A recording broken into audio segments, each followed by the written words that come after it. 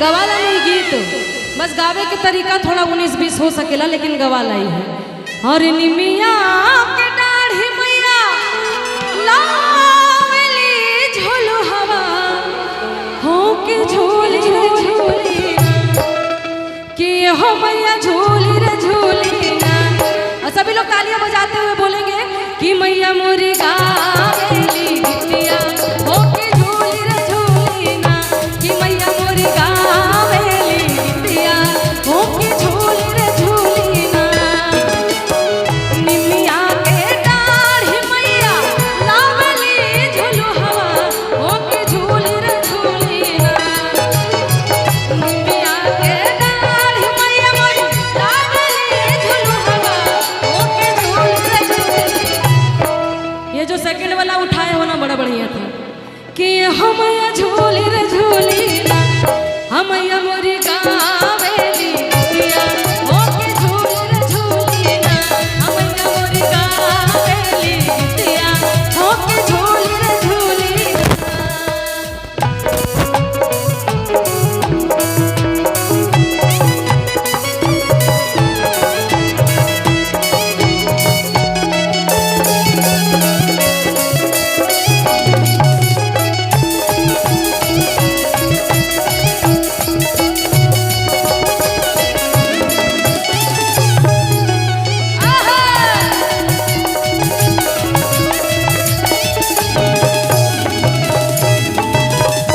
माई कहली हा मालिन से कि झूलता झूलता मैया के अरे लागली पियसिया हो के चली रे भाई कहवा कि झूलता झूलता मैया के लागली पियसिया रुका हो के चली रे भाई कहवा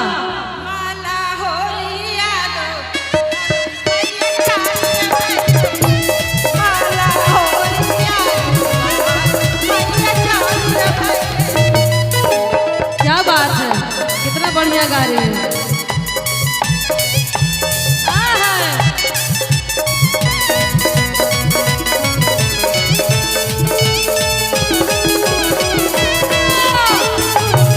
बोलो शंकर भगवान की।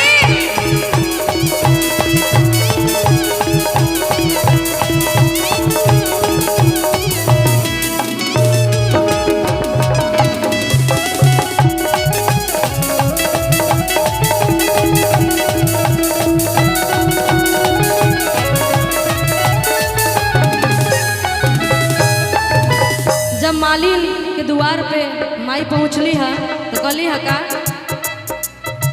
सुतला बारूदी जागले मलिनिया हो के बूंदा रे गाना। सुतला बारूदी जागले मलिनिया हो के बूंदा रे गाना, हमके पानिया पियाई तो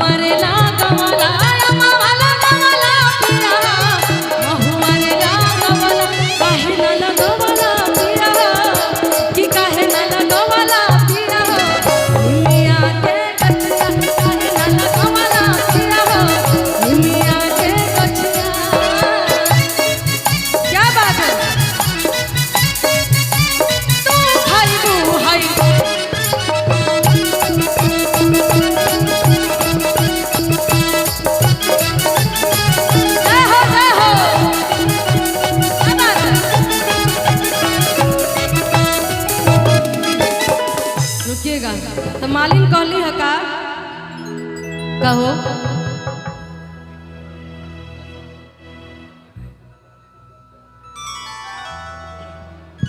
टुनटुन भाई इस नाम से बहुत सारे गाने हैं। कौन सा गाना चल रहे कवरिया के नाम से बहुत सारे गाने हैं, कैसे पता चलेगा कौन सा बोल रहे हो।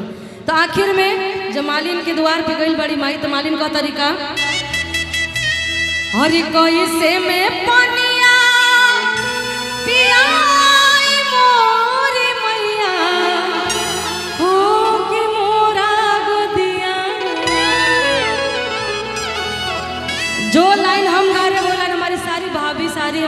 लोग गा रही, इतना अच्छा लग रहा है। अरे कोई से मैं पनिया पियाई मोरे मैया हो कि मोरा गोदिया कि हो माई मोरा गोदिया अब बाटे बाला काना माई मोरा गोदिया अब बाटे बाला काना माई मोरा गोदिया। क्या बात है। राजी रे बलमुआ तोहरा से राजी कि हम क्या हो हम क्या कि हम क्या झूलन बिना तर पहिला बलमुआ तोहरा पराजी ओ हम क्या झूलन बिना तर पहिला बलमुआ तोहरा पराजी।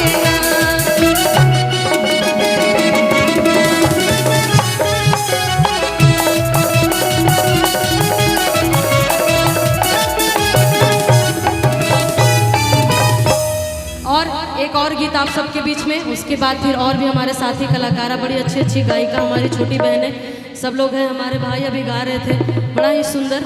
एक और गीत उसके बाद फिर उनको एंट्री दिया जाएगा। हाँ जी चलिए, क्योंकि